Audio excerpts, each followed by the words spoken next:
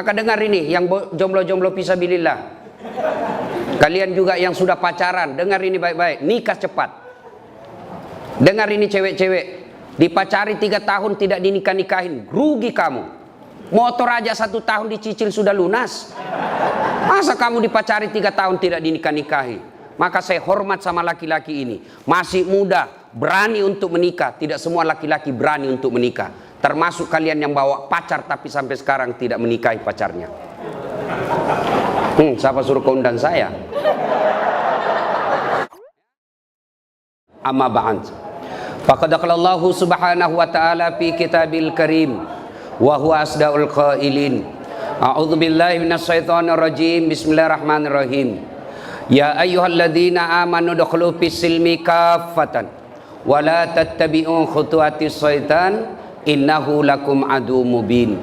Wahai orang-orang yang beriman, masuklah engkau ke dalam Islam secara sempurna dan janganlah engkau ikuti langkah-langkah setan, karena sesungguhnya setan itu musuh yang nyata bagi kalian. Dan saat kita ceramah seperti ini, jangan pikir tidak ada setan di tengah-tengah kita. Ada setan yang ada di tengah-tengah kita. Setannya bukan pocong, setannya bukan kuntilanak, tapi apa setan yang ada di tengah-tengah kita? Bentuknya handphone. Orang sudah ceramah masih sibuk dia menggesek. Itu setan itu ya. Simpan dulu HP-nya, sebentar kita selfie-selfie. Sebentar ya, kita dengar dulu nasihat. Insya Allah ini manfaat. Bukan nasihat dari Dasat Latif, tapi ini nasihat dari agama untuk membina perkawinan kita.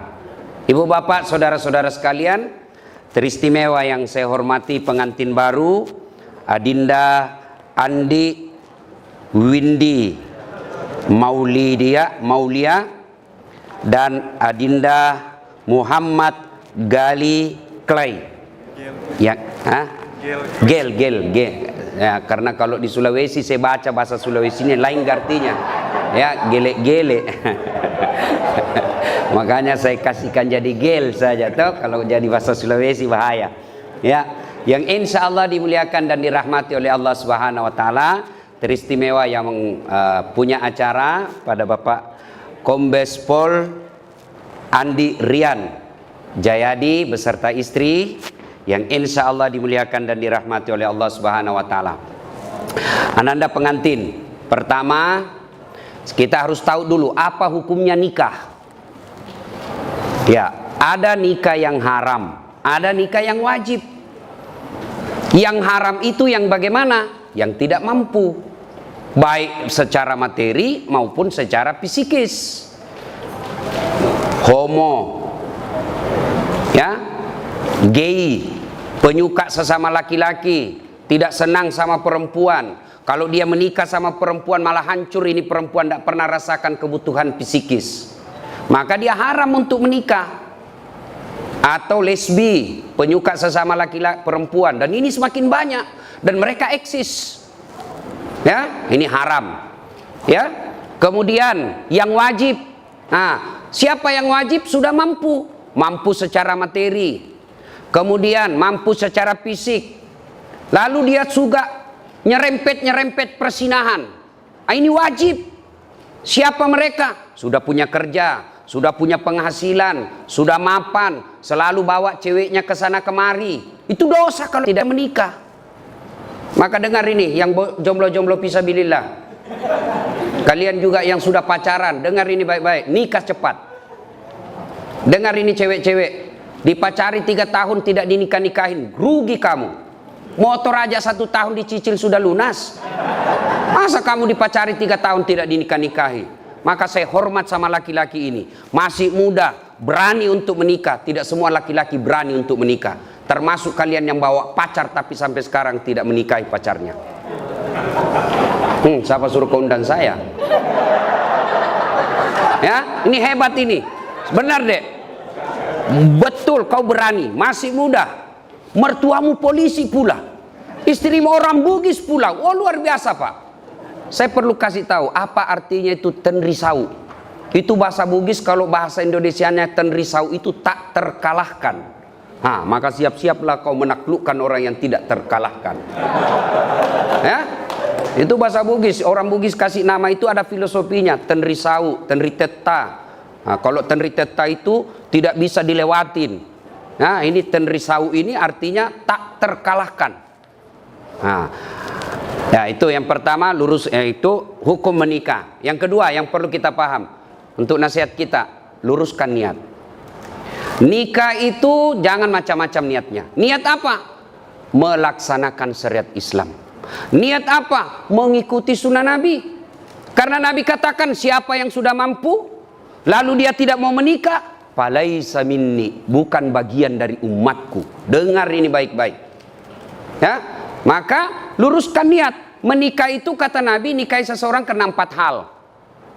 Ya, ini bagi adik-adik yang belum mau menikah lagi pusing cari jodoh. Kata Nabi, nikahi seseorang karena 1, kalau kau laki-laki, nikahilah dia karena kecantikannya. Perlu cantik. Kenapa? Dia 24 jam di depanmu.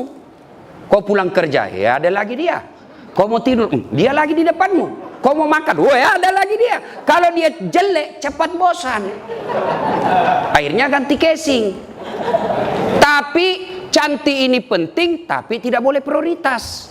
Kenapa? Cantik ada batasnya. Apalagi zaman sekarang, cantik betul di medsos, ternyata kamera 360. Cantik itu penting, tapi tidak boleh prioritas. Kenapa?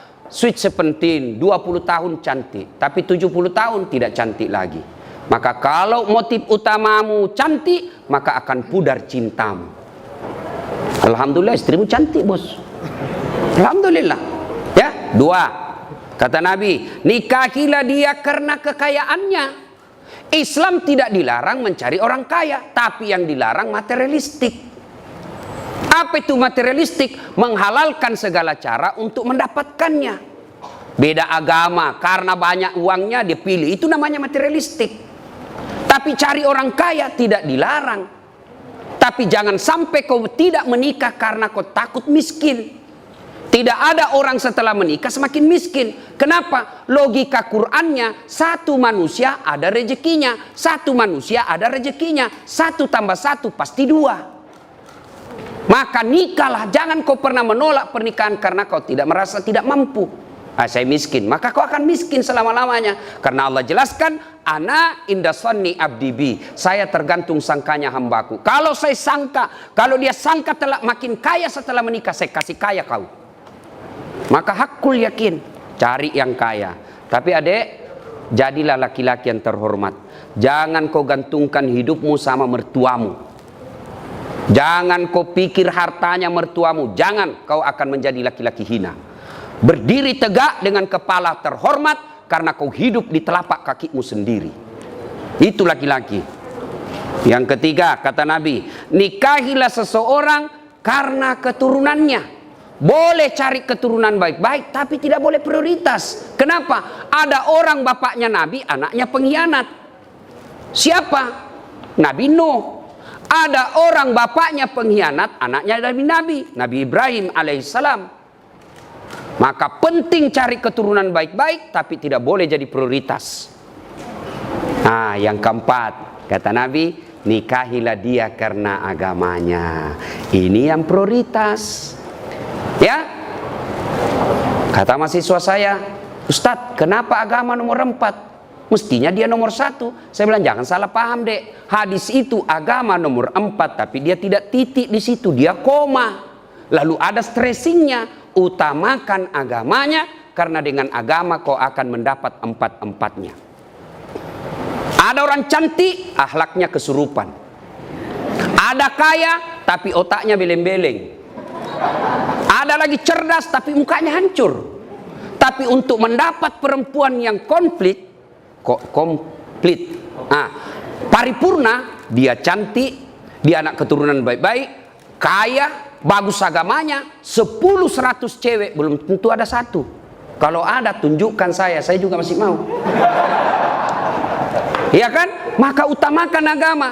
Karena agama, mukanya yang tidak cantik akan baik dengan akhlaknya yang mulia. Kekayaannya terbatas, tapi kaya akhlaknya, maka orang dia puji. Orang memujinya. Maka utamakan agamanya, tapi karena dengan agama kau akan mendapat semua-semuanya. Luruskan niat. Yang ketiga yang ingin saya sampaikan, setelah ijab kabul ini dek, percayalah tidak ada keluarga yang tidak ada masalahnya. Ini semua ini. Muka-muka penuh masalah rumah tangga ini semua. Ya kan? Iya, percaya. Tidak mungkin ada rumah tangga yang tidak ada masalahnya. Rumah ustadz banyak juga masalahnya. Apa masalahnya? Mau kawin lagi takut sama istrinya. Semua orang punya masalah. Jangankan ustadz, nabi aja ada masalahnya. Nabi, manusia pilihan, tidak ada dosanya, doanya pasti diijabah Allah. Apa tidak ada masalahnya? Pernah beliau 3 hari 3 malam tidak makan sampai cucu beliau Hasan Husain pucat. Dibuli, bukan lagi dibuli, diusir dari tanah kelahirannya Mekah. Siapa yang mengusirnya? Pamannya sendiri. Tuh Nabi. Bahkan pernah dalam kesetiaan rumah tangga, beliau pernah difitnah, Aisyah selingkuh. Itu rumah tangga Nabi, apalagi rumah tangga milenial. Pasti banyak masalah. Saya kasih kau contoh. Sebelum kau nikahi ini adik, apa masalahmu? Diterima ndak ya? Diterima ndak ya? Diterima ndak? Sudah, diterima. Selesai masalahmu. Oh, ada lagi masalah. Ada corona. Mau menikah ada corona. Ya, selesai menikah seperti ini, apa selesai masalah? Muncul masalah baru, mau punya rumah. Sudah punya rumah, selesai masalah, mau punya anak. Tidak ada orang tidak ada masalah. Saya kasih lagi contoh. Istri cantik, kau kira bukan masalah? Istri cantik digoda orang. Apalagi kalau suaminya jelek. Lebih masalah lagi tuh bos. Untung ini pasangan sama gagah dan cantik, klop. Berarti bagus kalau jelek istri Ustaz. Istri jelek dihina orang. Kita lagi yang malu jalan sama dia. Pergi pesta pengantin duluan aja dek, nanti saya menyusul. Sampai istrinya, bang di mana kau bang? Nggak jadi saya mencret. Coba, istri cantik masalah, istri jelek masalah. Tidak ada orang tidak ada masalahnya. Lalu ada yang bilang sama saya, Ustaz, bahagia benar rumah tangganya itu Ustaz. Kenapa aku bilang bahagia? Tahu Facebooknya, foto-fotonya di Instagram, di WhatsApp bahagia, peluk-pelukan. Saya bilang, beleng-beleng itu kalau foto baku tangkar dia pergi share di Facebooknya. Masa orang bertengkar lalu dia share di Facebooknya? Itu dongok namanya itu. Pasti yang romantis. Saya itu bisa membaca psikologinya orang yang bisa baru bertengkar. Selama ini tidak pernah ada foto istrinya di medsosnya. Tiba-tiba tampil dengan mesra. Biasanya habis selesai selingkuh itu suaminya. Maka dia pasang lagi seperti itu. Hati-hati. Saya juga diprotes sama keluarga. Kenapa itu kau saya lihat tidak pernah itu wallpapermu istrimu. Tidak pernah saya lihat kau bawa foto istrimu di dompet. Saya bilang untuk apa? Nah saya sudah hafal mukanya. Orang yang tidak hafal muka istrinya itu harus lihat fotonya tiap hari. Jadi ibu-ibu yang selalu dipajang fotonya di medsos jangan terlalu percaya diri. Bisa jadi suami sudah mulai lupa muka istri. Ya, percaya dek, tidak ada keluarga yang tidak ada masalah. Nah sekarang apa sumber masalah keluarga? Ini dulu dideteksi. 1, sakwa sangka. Apa itu sakwa sangka? Sangka buruk. Telepon suami, kok tidak dijawab? Mulai gelisah. Sangka baik. Telepon suami tidak ada jawaban. Oh berarti suamiku lagi sholat duha di kantor. Telepon 1 jam berikutnya tidak dijawab. Oh lagi menghadap komandan. Telepon tidak dijawab. Sholat jamaah di masjid. Tiba-tiba sore WhatsApp teman kita masuk. Saya lihat suamimu bonceng cewek cantik betul. Oh berarti suamiku nge-grab. Sangka baik. Saya serius ini. Ya sangka baik. Ya begitu ada temanmu kasih ke informasi, jangan langsung sangka buruk, sangka baik. Tidak semua teman kita itu niatnya baik. Jangankan orang lain, sepupu belum tentu baik. Jangankan sepupu, saudara belum tentu baik informasi dia kasih kita. Bisa jadi dengki. Siapa contohnya? Yusuf alaihissalam. Siapa yang dorong Nabi Yusuf masuk sumur? Saudaranya. Masa si Ustaz? Itu kan paman saya, saudara bapak saya. Siapa Abu Lahab? Pamannya Nabi. Masa dia mau jahat sama keluarga saya Ustaz? Dia kan masih sepupu 1 kali sama saya. Abu Sofyan itu sepupu 1 kali. Jadi ketika kau terima informasi, jangan telan bulat-bulat. Itu yang orang wartawan bilang check and recheck. Bahasa agamanya tabayun. Karena belum tentu informasi yang kita terima benar. Betul dia bonceng cewek, ternyata yang dibonceng itu adalah orang yang mogok motornya dan dia perlu pertolongan baik-baik. Maka dia akhlak baik itu suami. Ketika kita sangka buruk, Tidak pernah tenang. 3 tahun berkeluarga, tidak punya anak. Akhirnya di tahun keempat dia pergi periksa ke dokter ahli kandungan. Tes. Ternyata kata Pak dokter, ibu dokter, Bu, ibu sudah terlambat 2 bulan. Senang sekali ini Bu. Dia telepon suaminya, Pak, di tahun keempat ini alhamdulillah saya sudah terlambat 2 bulan. Kata suaminya, alhamdulillah. Dia sujud syukur. Tapi Bu, tolong ya, ini rahasia berdua. Jangan kau cerita-cerita. Baik Pak, ini rahasia berdua. Beberapa hari kemudian datang petugas PLN. Assalamualaikum. Waalaikumsalam. Siapa ya Pak? PLN. Kenapa Pak? Ibu terlambat 2 bulan. Kenapa bisa dia tahu ini? Pasti suamiku lagi yang cerita. Mulai buruk sangka. Datang suaminya cari nafkah, capek, kepanasan, kena macet, setengah mati pakai masker. Sana terancam corona di luar. Lalu baru datang, Assalamualaikum. Apa Assalamualaikum? Assalamualaikum. Pembohong memang kamu. Apalagi pembohong. Kenapa itu PLN dia tahu saya terlambat 2 bulan? Pasti kau yang cerita. Bukan, demi Allah. Siapa PLN tahu? Saya tidak tahu. Kenapa PLN tahu saya terlambat 2 bulan? Dia datanglah ke PLN ini, suaminya juga marah-marah. Ada apa kau tahu istriku terlambat 2 bulan? Ini Pak, ada catatannya. Untuk apa kau catat-catat? Hapus itu. Boleh dihapus Pak, tapi Bapak bayar dulu. Kalau saya tidak mau bayar, ya terpaksa punyanya Bapak diputus. Kalau punya aku diputus, apa dia pakai istri saya di rumah? Ya terpaksa pakai lilin. Ini akibat sangka buruk. Ya, maka sangka baik. Semakin berkeliaran sangka buruk dalam rumah tangga dan hatimu, hakul yakin kau tidak akan pernah abadi berumah tangga. Ya? 2, penyebab masalah dalam rumah tangga, bohong.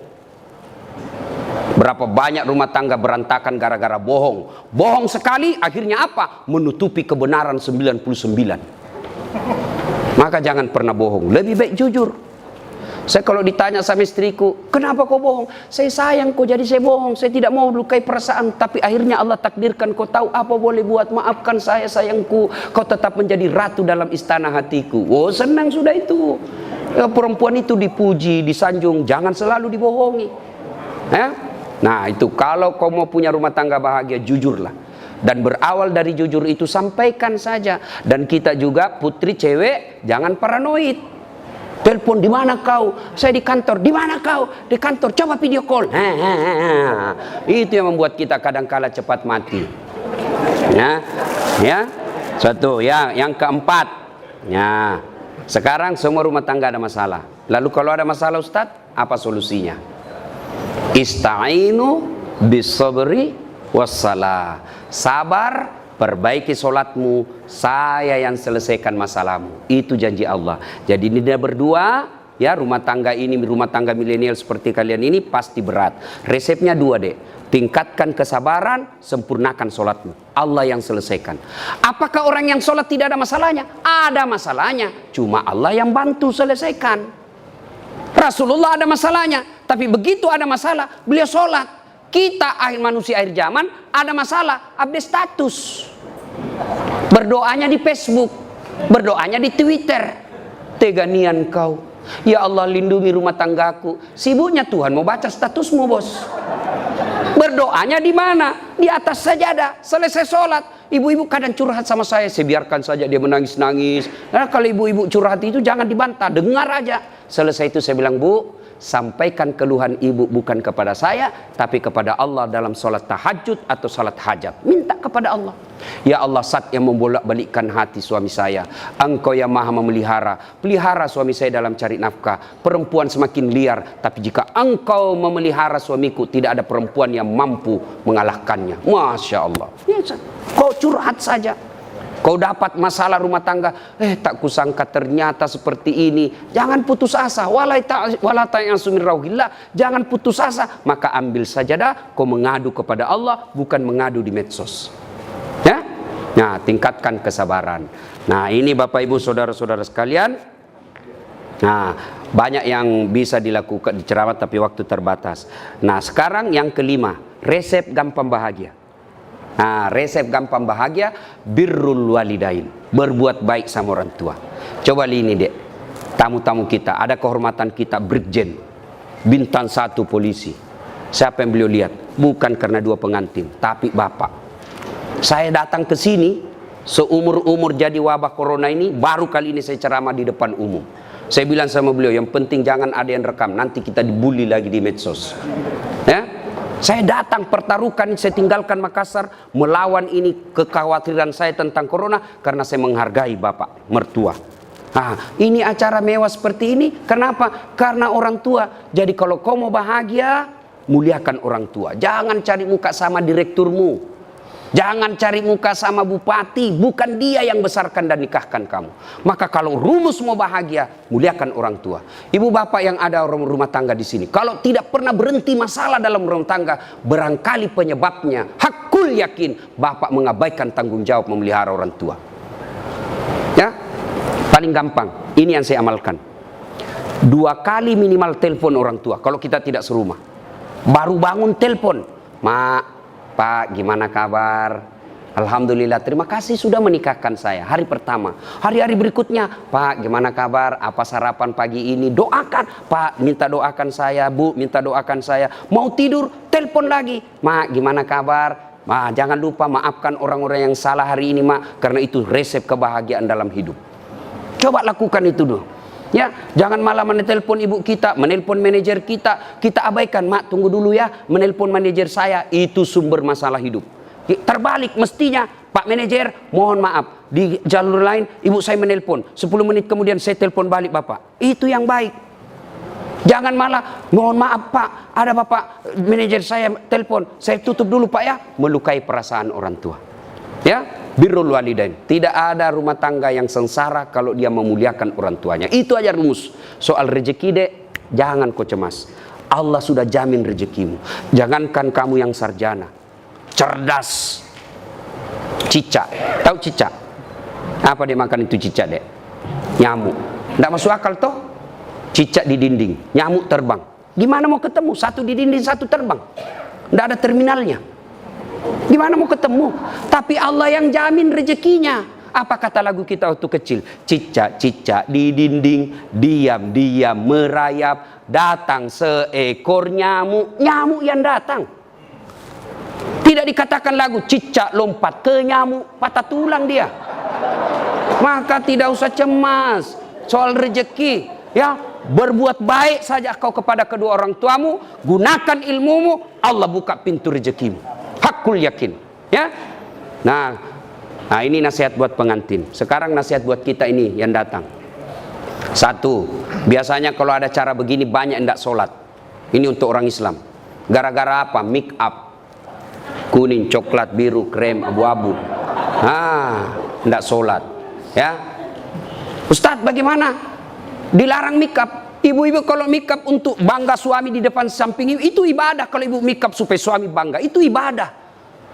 Tapi jangan sampai make up membuat ibu tidak sholat. Bagaimana caranya Ustadz? Ibu wudhu dulu. Sudah wudhu make up. Setelah itu tahan kentut. Karena biar sudah wudhu sedikit aja Ustadz, tidak habis, tetap batal. Ya. Apalagi yang membuat perempuan banyak tidak sholat. Apalagi nih anunya, apa namanya ini? Jilbab, yang selalu saya istilahkan jilbab sakaratil maut. 3 lapis, dikasih miring sedikit, ada kayak pohon-pohon di belakang. Ya. Saya biasa lihat itu, saya bilang, belen-belen. Dia pakailah yang sempit, baju sempit, jalan setengah mati fating dulu deh dong. Coba kalau longgar, kan gak enak jalan ya. Tiba waktu sholat, hayalah sholat, kata suaminya, Bu, kau pergi sholat, saya sudah umrohkan kamu 2 kali, ini sudah mau asar, kau belum sholat. Apa kata sini? Sadar kau Pak, saya sadar ini, saya suruh kau sholat, kau tidak lihat ini jilbabku 1 jam dipakai ini. Ya, itu ya. Yang berikutnya, yang banyak kita langgar pada saat acara pengantin begini apa? Banyak praktik mubasir, terutama itu air gelas. Belum habis kita tusuk lagi yang satu, belum habis kita tusuk lagi. Jangan, itu uangnya orang. Ya, habiskan baru tambah. Makanan, saya orang kampung, saya waspada kalau acara pengantin di kota Pak, karena belum tentu baik. Enak di mata, belum tentu sesuai di leher. Saya pernah dapat mie, saya kira mie panjang-panjang Pak, saya ambillah karena saya suka mie banyak-banyak, ternyata apa? Mangga. Waduh, saya mau sisa. Saya mau sisa. Saya sudah bilang jangan mubasir, habis Pak, menderita saya Pak. maka belum tentu enak di mata, belum tentu enak di leher. Ambil sedikit saja, ternyata nyaman, baru tambah. Tidak ada yang persilakan tambah, Ustadz. Saya pakai teori diri saya. Enak, saya mau tambah, tidak dipersilakan. Saya persuruh diri saya, tambah Ustadz. Iya, mari-mari. Ya, sudah ya. Ketiga, biasanya kalau acara pengantin begini banyak yang pulang bawa dosa. Kenapa pulang bawa dosa? Datang mencela acaranya orang. Tidak enak makanannya, kayak basi. Padahal membungkus.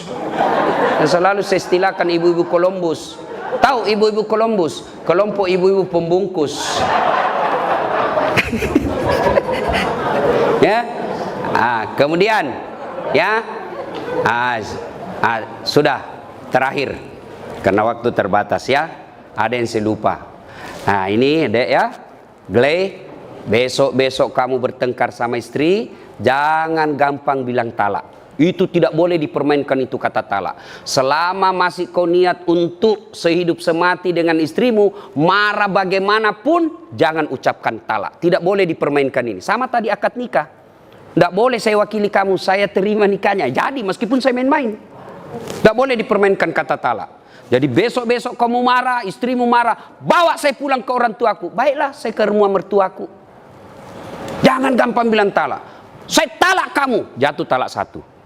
Talak satu itu artinya masih boleh campur. Sama-sama malam rindu, campur halal. Tapi kau bertengkar, saya talak kamu. Keluar rumah kau banting pintumu, saya talak kamu. Jatuh talak dua. Tidak boleh campur tanpa nikah ulang. Kalau kau campur tidak nikah ulang, maka sama hukumnya kau berzina. Saya talak kamu. Keluar dari rumah dia banting pintu, saya talak kamu. Naik di motor, saya talak betul kamu. Jatuh talak tiga. Artinya harus cerai dulu, pisah, menunggu masa iddah tiga kali haid. Lalu setelah itu menikah istrinya dengan laki-laki lain. Lalu dia cerai, nunggu lagi masa iddah, baru boleh nikah kembali. Hati-hati. Jadi jangan gampang bilang talak. Bagaimana kalau istri kita bilang talaka.